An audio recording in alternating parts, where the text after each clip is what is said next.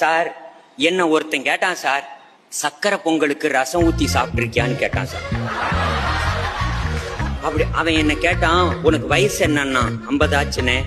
50 வயசுல இழந்துட்டியா அப்படின்னா அவன் சொல்றத பார்த்தா எனக்கு ஆடாடா அந்த ரசத்துல சக்கரை பொங்கலை போட்டு அந்த சக்கரை பொங்கல் முழுக ரசத்தை ஊத்தி என்னமோ கடல்ல கப்பல் போற மாதிரி அதை முழுக அது அப்படியே நெய்ப்பதமா கரைச்சி அது உள்ள இறங்குறப்ப ஆடாடா சக்கரை பொங்கலோட இனிப்பு ரசத்துல இறங்கி ரசத்தோட காரம் சக்கரை பொங்கல்ல இறங்கி ஆடாடாடாடாடா.